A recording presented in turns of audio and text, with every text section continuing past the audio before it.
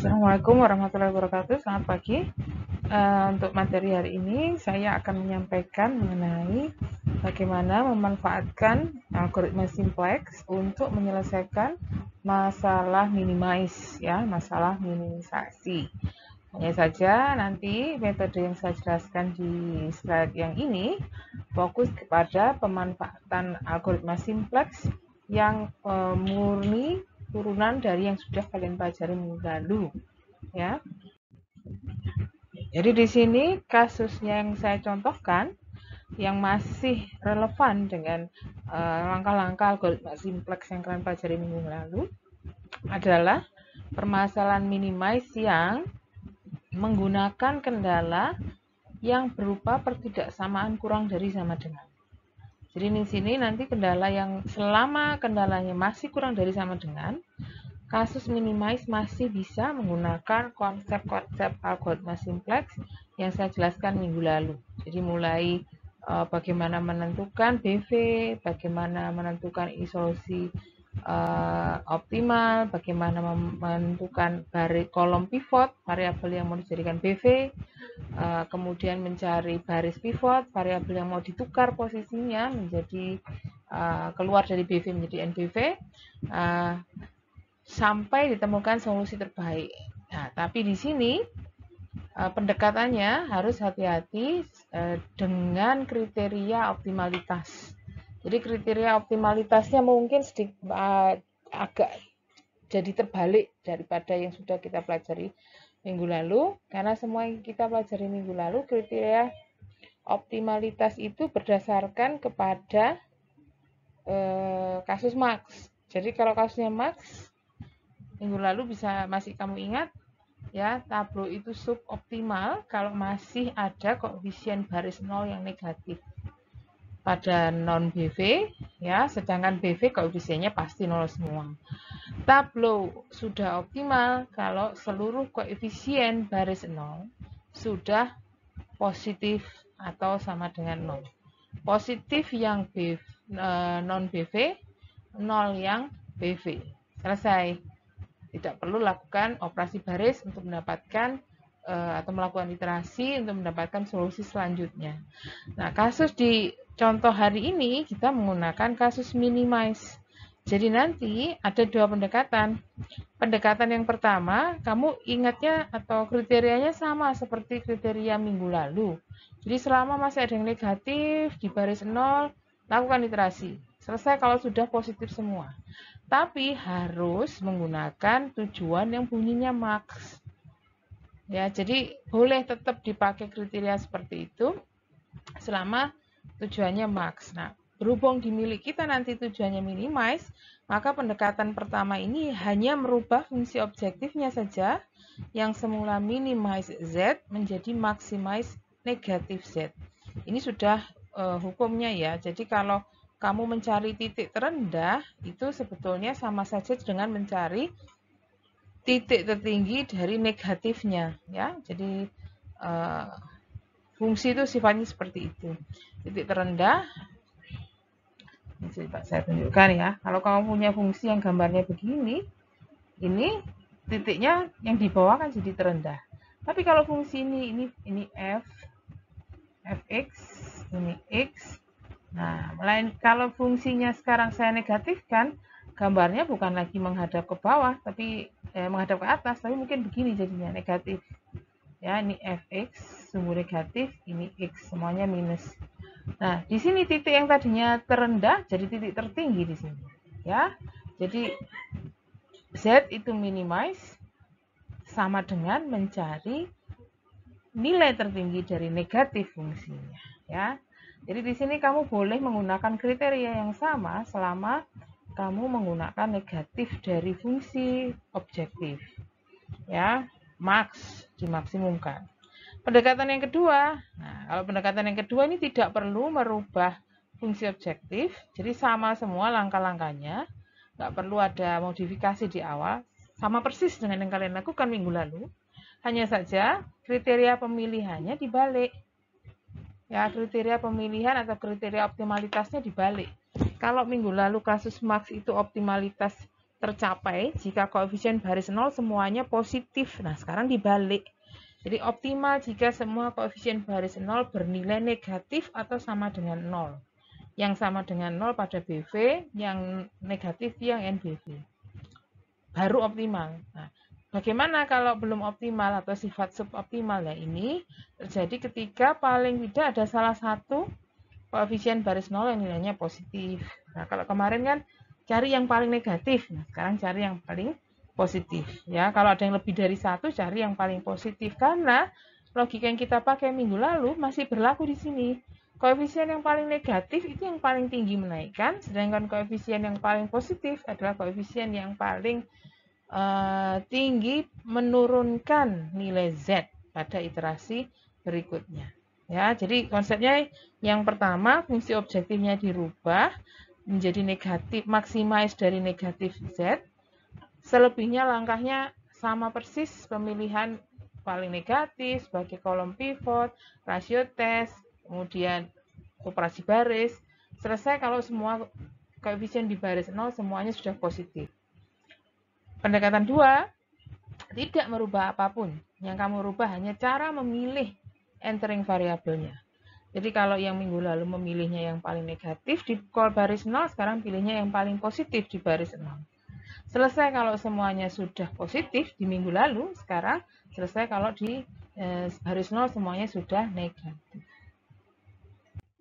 Oke, saya contohkan masing-masing pendekatan. Ini pendekatan yang pertama terlebih dahulu. Saya diberi fungsi yang seperti ini, ya, kasus minimize. Dan seperti yang saya bilang tadi, cara yang saya jelaskan ini masih bisa sama persis step-stepnya dengan algoritma simplex minggu lalu, karena di sini masih menggunakan tanda kurang dari sama dengan, yang memungkinkan atau yang masih bisa hanya memanfaatkan slack variabel, tidak memanfaatkan variabel access.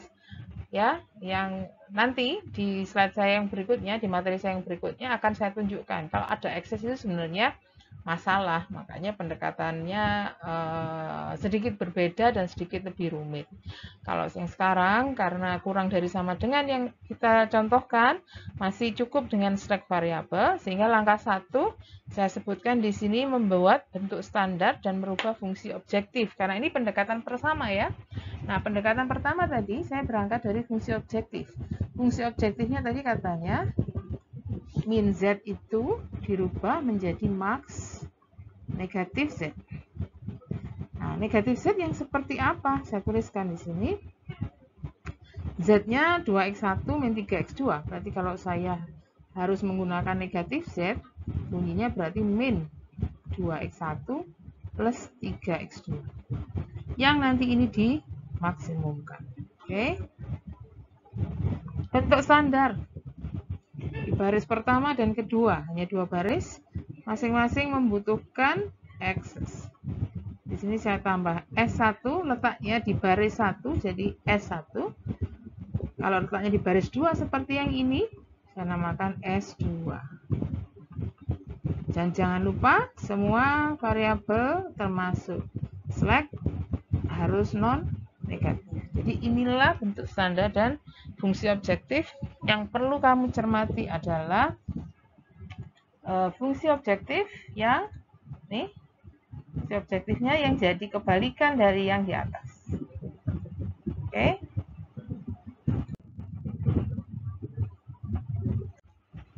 Oke, ini bentuk lengkapnya fungsi fungsi atau LP yang sudah kita modifikasi pada baris 0 dan sudah dirubah menjadi bentuk standar sesuai konsep yang kemarin dengan penambahan slack karena ini kurang dari sama dengan. Kemudian langkah berikutnya adalah membuat atau menuliskan notasi LP ini ke dalam tableau.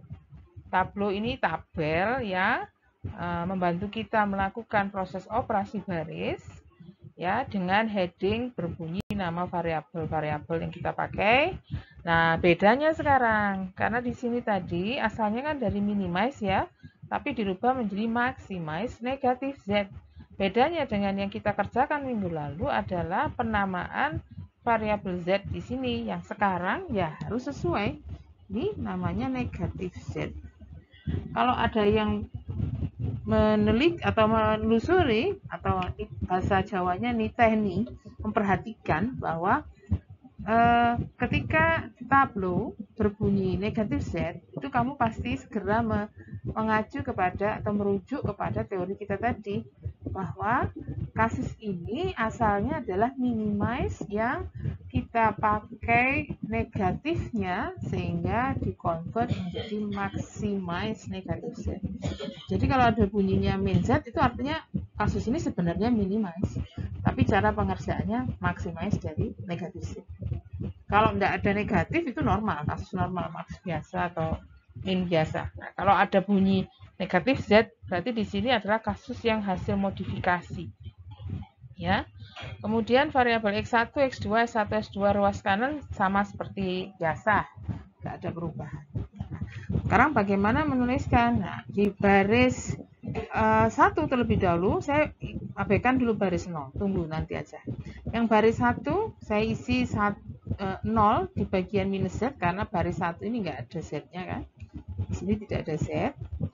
Bawahnya X1 angka 1, bawahnya X2 angka 1, bawahnya S1 1, bawahnya S2 0, karena di sini tidak ada S2, ruas kanannya 4. Kemudian baris 2, lihat, baris 2 juga tidak ada Z ataupun minus Z. Di bawah X1 1, ya, X2 minus 1, S1 tidak ada, S2 ada angka 1. Ruas kanan 6. Baru sekarang kita pikirkan bagaimana menuliskan baris 0. Konsepnya sama seperti simplex sebelumnya. Tablo itu harus, ya, seluruh variabel terkumpul di ruas kiri, ruas kanan konstan. Jadi kalau kamu punya bentuk yang seperti ini, minus Z di ruas kiri, min 2X1 plus 3X2 di ruas kanan, kalau mau dibawa ke bentuk baris 0 yang ini, modifikasi dulu supaya semua berada di ruas kiri. Min 2X pindah ruas kiri menjadi plus 2X1. Plus 3X2 ke ruas kiri menjadi min 3X2. Sama dengan kosong, nggak ada apa-apa, 0. Nah, angka-angka inilah yang kita pindahkan ke baris 0. Min 1, karena min Z, karena di sini sudah notasinya min Z, maka saya taruh angkanya 1 di sini. Ya, supaya 1 kali min Z, ya min Z. Sedangkan di sini 2X1, saya tulis 2, karena 2X1 sama dengan 2 kali X1, ya 2X1. X2 di sini min 3, berarti yang di sini saya harus tuliskan min 3. S1 tidak ada, S2 tidak ada, ruas kanan 0. Jadi inilah bentuk lengkap dari notasi tablo, ya, yang kita transfer dari bentuk standar permasalahan tadi. Ya, bentuk lengkapnya. Apa langkah selanjutnya? Sama seperti yang tadi saya kemukakan, ya, yang kalian lakukan juga di minggu lalu. Ini tablo 0 yang sudah pasti belum optimal, sudah pasti masih suboptimal. Kan bisa kamu lihat di situ kalau mau menelusuri BV dan NBV-nya. Jadi di sini ketika saya menentukan apa sih solusi dari tablo 0 ini, nanti akan terlihat kalau pasti itu belum optimal. Yang pertama, dari baris-baris yang ada di sini saya bisa menyebutkan mana basic variable dari atas yang nilainya bentuk kanonik 1 di baris itu, 0 di baris yang lain adalah negatif Z. Di sini negatif Z sama dengan 0, atau bisa saja saya tuliskan Z sama dengan 0. Sama saja. Kemudian baris kedua, lihat posisi di baris kedua mana sih yang ada angka 1, 0 di baris yang lain. Di bawahnya S1, sehingga S1 di sini bisa langsung saya bawa ke kanan, nilainya sama dengan 4. 4 itu asalnya dari besaran di ruas kanan. Baris 3, ya, ada angka 1 di sini, 0 di atas-atasnya, sehingga mendefinisikan BV di baris ini sama dengan 5. Jadi lengkapnya BV variabel yang jadi basic di kasus ini adalah S1 dan S2 yang keduanya mempunyai nilai positif. Sedangkan NBV adalah variabel-variabel yang dinolkan di kasus ini. Yang mana ya selain S1 dan X2, saya tulis X1 dan X2, yang kalau ditanya ya ini solusinya 0, X2 0. Nah, ini dinamakan basic visible solution dengan Z yang masih bernilai 0. Tuh. Kasus yang kita jumpai di sini, saya anggap belum optimal indikatornya dari ya Z-nya masih ini 0, variabel peubah keputusan semuanya masih berada di posisi non basic. Jadi di sini indikator awal bahwa kasusnya belum optimal. Tapi nanti ada indikator lain dari cerita saya tadi yang menyimpulkan bahwa ini belum optimal. Jadi ini lengkapnya ya, lengkapnya seperti ini. Kalau ditanya sudah optimal atau belum, nanti fokusnya lihat pada seluruh koefisien yang ada di baris 0 ini. Ya, kriterianya sama seperti minggu lalu. Sudah optimal kalau koefisien non-basic, siapa non-basic? X1 dan X2. Oke. BV sudah, ini sudah 0 semua, sudah betul. Yang non-basic, koefisiennya seharusnya ya, jika ingin optimal, seharusnya sudah positif semua. Di kasus ini masih ada satu yang belum. Ya, satu-satunya. Kalau ada lebih dari satu kan dipilih yang paling negatif. Di sini hanya satu. Jadi di situ kamu bisa putuskan bahwa masih bisa menurunkan atau merubah nilai Z dari 0. Ya. Bisa menurunkan bisa menurunkan Z, tapi di sini konsepnya dibalik. Jadi menaikkan max tadi ya, jadi menaikkan nilai negatif Z. Jadi tableau menunjukkan kondisi yang belum optimal. Kenapa? Karena masih ada koefisien negatif pada X2 minus 3, yang berarti jika kamu menambah X2 masuk BV, X2 bernilai yang lebih besar 0, maka akan meningkatkan nilai minus Z. Ya kan konsepnya minggu lalu, kalau diinputkan ke BV, dimasukkan ke BV, akan menaikkan Z. Karena kasus aslinya memang maximize. Nah sekarang kasusnya minimize yang dibalik, yang minimize yang dinegatifkan. Makanya di sini benar bunyinya. Kalau X2 naik, ya, maka min Z yang akan naik. Nah, kalau minus Z naik, artinya Z turun kan ya. Nah, jadi kita berusaha menurunkan nilai Z, tapi secara nggak langsung. Secara nggak langsungnya melalui negatifnya. Nah, jadi negatifnya dinaikkan, otomatis nilainya akan turun. Jadi seperti itu konsep pendekatan pertama ini. Nah, kemudian caranya bagaimana supaya X2 ini masuk ke BV? Kita harus memilih salah satu dari baris, ya. Baris itu menunjukkan BV yang lama, S1 atau ini S2 ya seharusnya, ya. Untuk keluar dari BV, jadi mana nih? Yang ini S2 ya.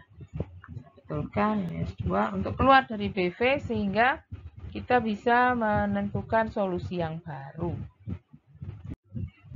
Oke, jadi kita sudah menemukan variabel yang kita pilih untuk menaikkan negatif Z paling besar atau menurunkan Z paling banyak, yaitu variabel yang terletak pada kolom pivot X2, ya, karena koefisiennya yang negatif.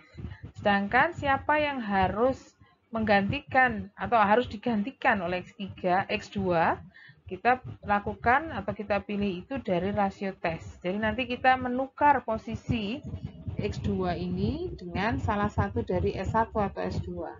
Yang mana rasio tes lah yang harus kita lakukan. Jadi sekarang saya membagi ruas kanan 4 dengan angka yang ada di kolom pivot 1. 4 ya hasilnya.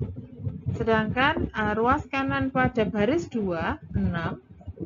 Tapi, nah di sini ada angka di kolom pivot negatif. Nah, minggu lalu saya sudah jelaskan kalau negatif itu sebetulnya mencirikan bahwa kenaikan X2 nanti tidak akan mempengaruhi ya ketersediaan resource di sini. Tidak akan mengganggu resource yang baris 2 sampai negatif, tidak sampai akan membuat resource kedua menjadi minus. Sehingga di sini saya bisa tuliskan tidak ada rasio test, not available, ya, tidak ada rasio test. Jadi kalau ditanya pemenangnya yang mana, ya karena hanya satu di sini yang menjadi yang bisa dihitung rasio tesnya, yang baris 1 lah nanti yang menjadi baris pivot, atau S1 lah yang nanti yang akan ditukar posisinya. Jadi nanti dua ini tukar menukar tempat. Nah, sudah saya tuliskan seperti itu. BV yang baru nanti kira-kira posisi S1 diganti oleh X2, posisi X2 digantikan oleh S1. Ya, tadi cerita saya dibalik. Nah, cara ini BV yang kita harapkan. Tapi ya tablonya juga harus mencerminkan BV yang seperti ini. Jadi nanti posisinya ya pada baris 1 itu harus ada 1 di sini, 0 di yang lain. Karena nanti di sebelah sini akan ditulis X2 sama dengan sesuatu. Ya, boleh ditulis begitu sebagai BV dengan syarat di sini 1, di atas bawahnya 0. Gitu. Nah, ini kan belum seperti itu, sehingga harus kita lakukan operasi baris elementer, merubahnya menjadi tabel 1 yang posisinya adalah 0 baris 0, 1 baris 1, 0 baris 2 pada kolom X2, karena tujuan kita mendapatkan X2 sebagai BV di baris pertama. Ini nanti posisinya sesuai urutan ya. Jadi BV di baris pertama berarti letaknya disebut dulu. BV di baris kedua variabelnya disebutkan yang kedua. BV di baris ketiga variabelnya disebutkan yang ketiga dan seterusnya. Nah, ini sudah saya sediakan tempat. Konsepnya sama seperti minggu lalu, merubah tabel 0 menjadi tabel 1 berdasarkan operasi baris. Konsepnya diawali dari baris pivot. Ya, baris pivot ini ya kamu rubah sedemikian sehingga nanti di sini angka di sini juga 1. Nah, kebetulan atas ini 1, bawah juga nanti tidak ada, sebetulnya tidak perlu dilakukan apapun karena memang sudah 1 angkanya. Kecuali kalau angkanya masih 2 atau 3, caranya adalah dengan membagi ya, membagi sesuai koefisien yang ada di sini. Ya, saya tulis saja ini apa adanya. Berarti kalau mau mendapatkan angka di baris 1 tabel 1, itu kamu peroleh dari angka di baris 1 tabel 0 yang dibagi 1. Nah, kebetulan dibagi 1 kan sama semua. Jadi di sini saya tuliskan 0 bagi 0 ya. 0 bagi 1 tetap 0, 1 bagi 1 tetap 1, 1 bagi 1 1, di sini 1 lagi, 0, 4 bagi 1 4. Nah, selesai. Karena memang di baris itu posisi X2 sudah bernilai 1. Nah, nanti baris 1 ini akan bermanfaat untuk mengenolkan yang ini dan mengenolkan yang ini dengan operasi baris yang sesuai. Ini tadi hasilnya setelah saya lakukan operasi baris untuk baris 1 pivot. Sekarang untuk mengubah baris 0 ya, dari yang semula ini min 3, nanti di sini harus 0. Caranya bagaimana? Nah, rumus seperti ini minggu lalu sudah saya kenalkan. Jadi selalu berawal dari mana yang kamu ingin tuju nanti. Baris 0 tabel 1, ini nanti ya, sama dengan berasal dari baris 0 tabel yang awal, ini nanti angkanya lihat dari sini. Ya, dikurangi min 3 dari mana? Dari koefisien kali baris pivot yang baru. Di baris pivot baru ini nanti berkali-kali akan terpakai karena posisi di bagian ini nilainya sudah 1. Sehingga kalau apapun dikali 1 kan nggak usah susah tuh mikirnya, langsung aja. Ya, apapun yang dikalikan 1 kan langsung dapat sesuai yang kita inginkan. Min 3 kali 1 ya hasilnya min 3. 1 kali 1 ya hasilnya 1. 100 kali 1 ya hasilnya langsung 100 gitu loh. Ya, jadi itu dipakai. Nih saya hapus biar lebih jelas, nanti coba saya tunjukkan perhitungannya. Jadi di sini saya ilustrasikan untuk posisi Z. Z ini di atas kan, ini untuk Z. Di atas kan nilainya 1 ya, di baris yang atas. Dikurangi min 3 itu berarti plus 3 kali baris 1 yang baru. Baris 1 yang baru nilainya 0. Nah, berarti hasilnya apa? 1 plus 0 tetap 0. Itu untuk Z. Sekarang saya ingin coba lakukan itu untuk kolom X1. Apakah tetap seperti semula nilainya? Masukkan. Baris 0 yang atas 2. Plus, ya, min kan jadi plus ya. Plus 3. Baris 1 pivot nilainya 1. Ya, baris 1 baru nilainya 1. Berarti di situ hasilnya adalah 2 plus 3 harus 5. Nah, sekarang yang paling penting X2. X2 bagaimana nih? Apakah benar 0 nanti hasilnya? Cek, masukkan. Yang di atas berapa? X2 di atas nilainya minus 3. Min jadi plus 3. Baris 1 letak di kolom X2 di baris 1 yang baru. Angkanya 1. Saya tuliskan di 1. Tuh, ya. Min 3 plus 3 kali 1. 0. Oke. Hasilnya 0. S1 saya rasa tetap 0. Ya, enggak sih. Oh, bukan. Coba dicek lagi. Kalau S1 bunyinya sebentar, daripada salah ya. Kita coba aja. S1 yang atas itu 0. Min jadi plus 3. Baris 1 yang baru 1. Oh, bukan. Hasilnya 3 ya di sini. Satunya 3. S2 ini yang 0. Ya, karena memang semuanya 0. Ruas kanan di baris yang atas nilainya 0. Min 3 plus 3 kali ruas kanan di baris 1 baru 4 nilainya. Ya, hasilnya adalah 12 saya tulis. Oke. Selengkapnya ada di sini. Ya, itu untuk baris 0. Baris 1 sudah, sekarang tinggal kita manfaatkan baris 1 baru ini tadi untuk menghitung koefisien baris 2 di tabel 1. Dengan pola yang sama, hanya saja nanti ada perubahan di koefisien. Ya, jadi polanya nanti seperti ini. Ya, baris 2 baru sama dengan baris 2 lama dikurangi min 1. Min 1 itu asalnya dari sini. Di angka 1 kolom ini semua dipakai. Ya, yang ini untuk membagi, yang bagian ini untuk membagi supaya kebetulan tadi 1 kan. Yang ini untuk mengurangi pada operasi di baris 0, yang ini untuk mengurangi pada operasi di baris 2. Kali baris 1 yang baru karena dia baris pivot. Itu sudah paten operasi seperti ini ya. Nah, sekarang saya coba kerjakan satu persatu. Atau kalau enggak sampel aja, nanti lain-selainnya silahkan kalian coba sendiri. Saya sampel mulai dari yang X1 dan saya coba hitung yang X2, apakah betul nanti 0 hasilnya. Jadi di baris 2 lama, itu kolom X2 nilainya min 1. Min ini saya tulis jadi plus 1. Baris 1 yang baru, kolom X2 nilainya 1. Nah, betul ya, hasilnya 0, di sini 0. Sampel yang kedua saya pakai nilai S1 deh. Saya menggunakan S1. S1 di atas di baris 2 nilainya 0. Nih, ya. 0. Min jadi plus 1. Pada baris 1 yang baru, S1 nilainya 1. Oke. Sehingga hasilnya di sini harus bernilai 1. Sampel yang terakhir ruas kanan. Ruas kanan lihat di baris atas ruas kanan itu nilainya 6.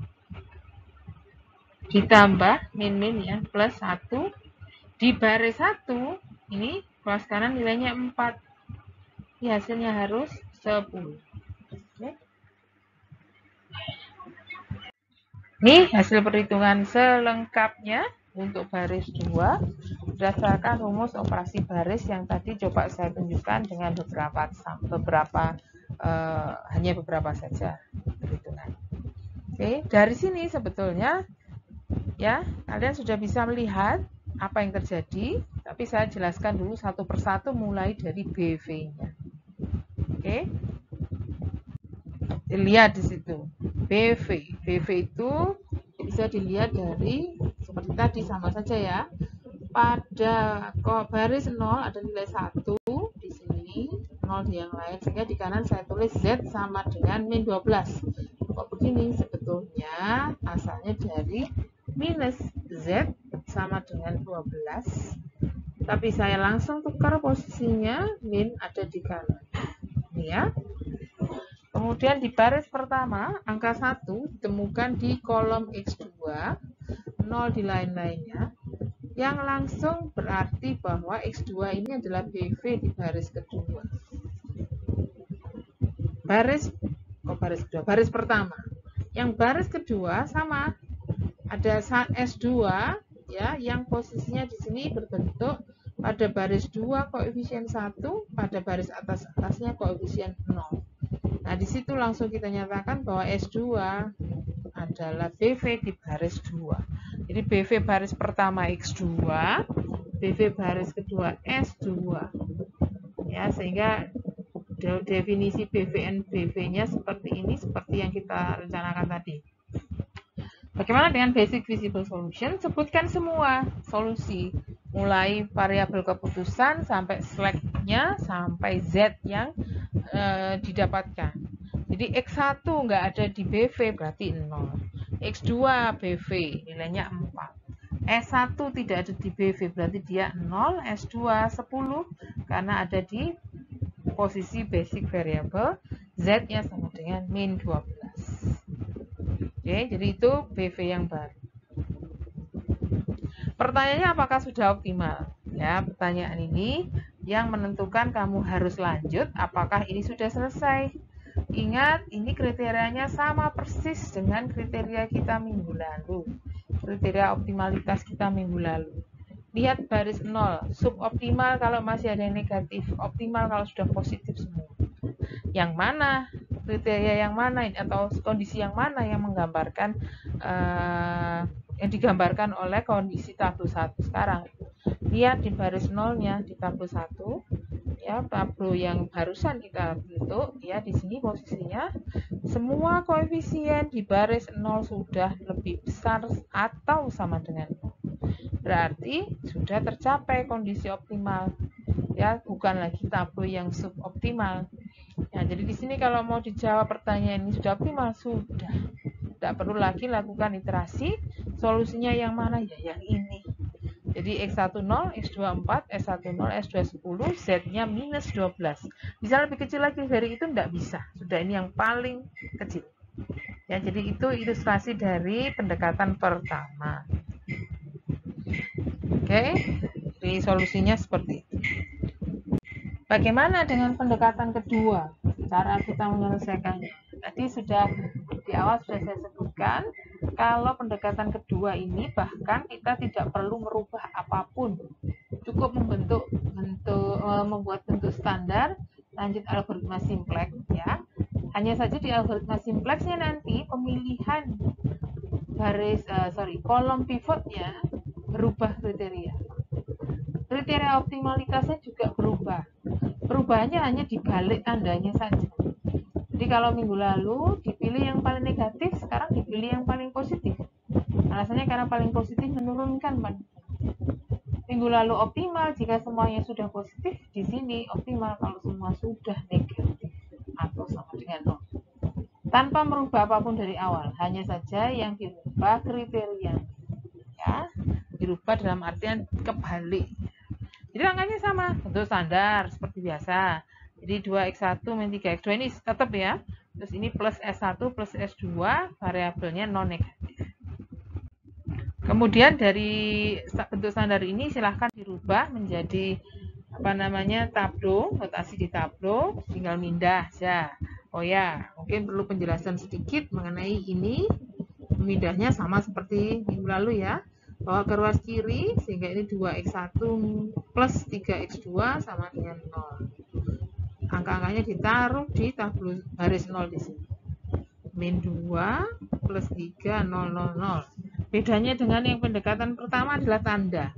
Kalau tadi yang pendekatan pertama ini min 1, selainnya plus. Semuanya berkebalikan tanda. Z-nya min 1, X1-nya plus 2, X2-nya min 3 gitu ya, hanya berbalikan tanda. Apalagi yang baris 1 dan 2 sama sekali tidak ada perbedaan. Sama semua persis. Ya. Di sini juga langkah berikutnya menentukan BV yang tinggal merubah di bagian baris 0. Jadi di sini langsung Z sama dengan 0, nggak perlu ada perantara minus Z lagi. S1 sama dengan 4, S2 sama dengan 6. Ya. BV-nya S1 4, S2 6, NBV sisanya. Ya, NBV sisanya basic visible solution sebutkan semua. Sudah optimal atau belum? Lihat baris 0. Ya, baris 0 suboptimal atau optimal, kriterianya dibalik. Ya, kalau kemarin masih suboptimal, kalau masih ditemukan tanda negatif. Nah, sekarang masih suboptimal kalau ditemukan tanda positif. Kalau lebih dari 1 yang paling positif, itulah yang akan menurunkan Z paling besar. Nah, di sini ya saya temukan X2 yang koefisiennya satu-satunya yang positif. Jadi kondisi ini belum optimal. Ya, dan saya ingin tunjukkan juga bedanya pendekatan 1 atau pendekatan 2 dari notasi Z-nya ya. Di pendekatan 2. Kalau kamu menggunakan notasi minus Z, berarti kamu menggunakan pendekatan pertama. Kalau menggunakan pendekatan kedua, sudah pakai plus Z langsung. Oke, jadi di sini kesimpulannya BV belum optimal, perlu perubahan supaya nilai Z lebih baik lagi, dalam artian lebih kecil lagi, dengan cara memasukkan X2 ke dalam BV. Yang perlu kita putuskan menggantikan siapa, lakukan rasio tes. Ini rasionya sama persis seperti tadi.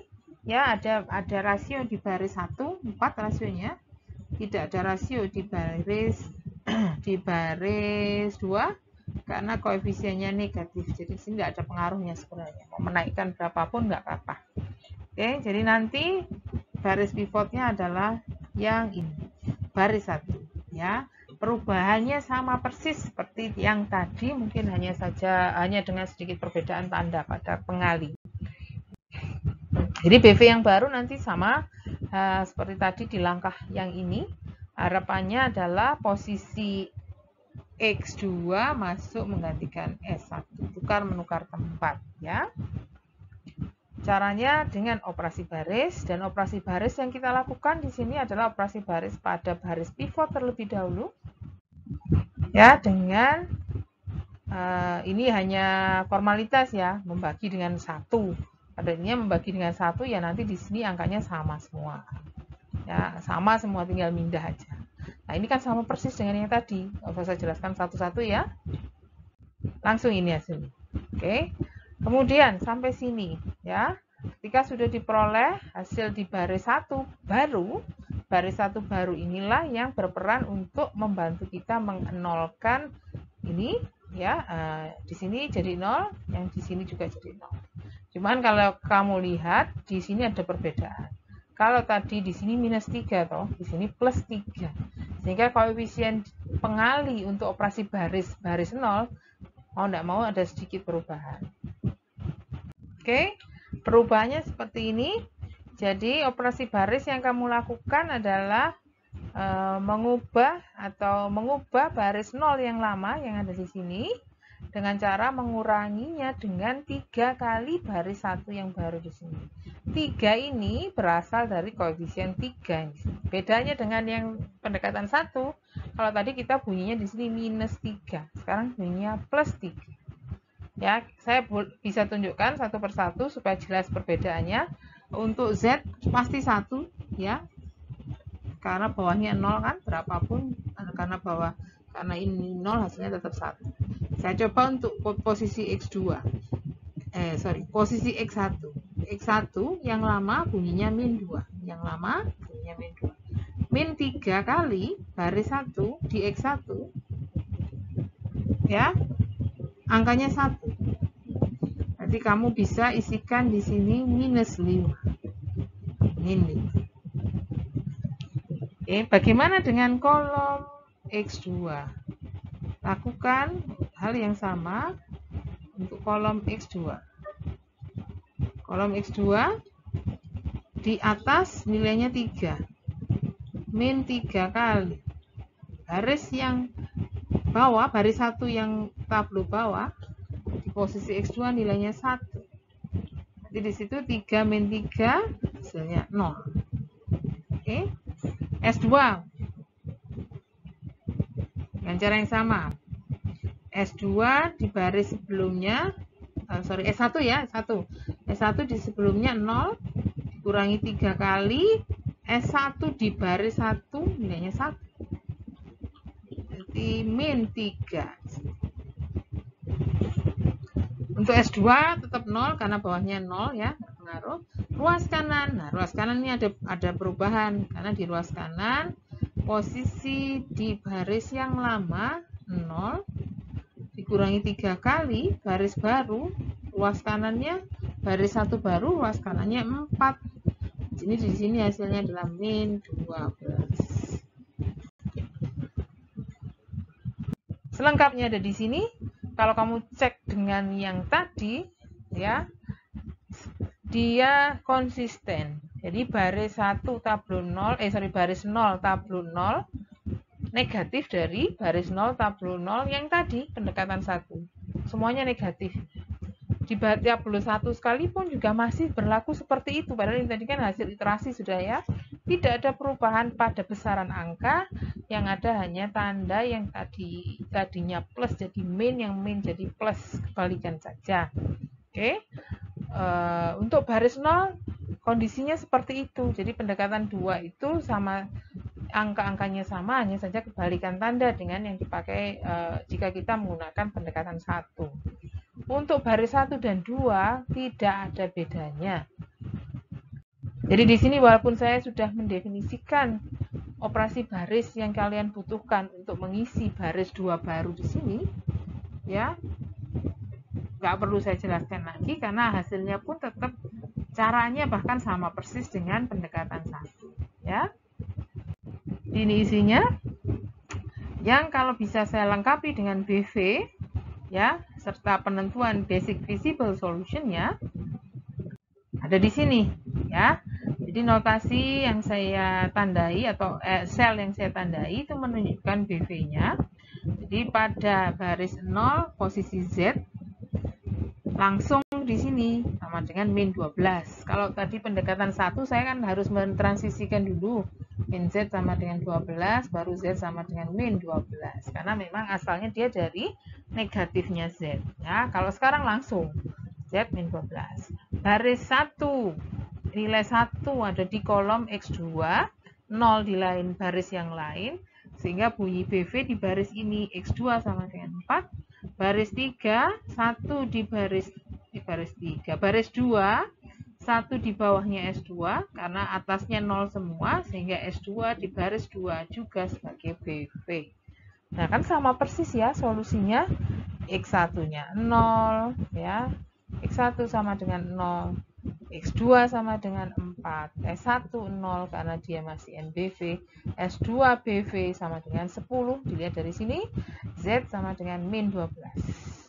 Ya, jadi pendekatan 1, pendekatan 2 memang sama hasilnya, hanya saja bedanya pada kondisi baris 0 dan kriteria pemilihan. Ya, bisa kamu coba mana yang menurut kamu lebih mudah. Saya pribadi jika ditanya mana yang lebih mudah, yang pendekatan 2. Karena pendekatan 2 tidak perlu merubah apapun secara struktur bentuk LP. Yang saya ganti hanya kriteria pemilihan. Ya, terserah kalian mau pilih yang mana, ya. Kriteria pemilihan kalau tadi atau kriteria optimalitas dan kriteria penentuan kolom pivot. Kalau yang minggu lalu Pilih yang paling negatif, karena paling negatif itu menaikkan paling tinggi. Sekarang tinggal ganti, pilih yang paling positif, karena yang paling positif itu yang menurunkan paling tinggi. Ingat, karena ini kasusnya minimize. Nah, bagaimana jika kita ketemu kasus minimize tapi tidak menggunakan variabel slack, karena pertidaksamaannya berupa lebih dari sama dengan atau sama dengan. Nah, itu yang akan saya jelaskan pada materi kedua. Jadi, algoritma yang dipakai adalah pengembangan dari algoritma simplex.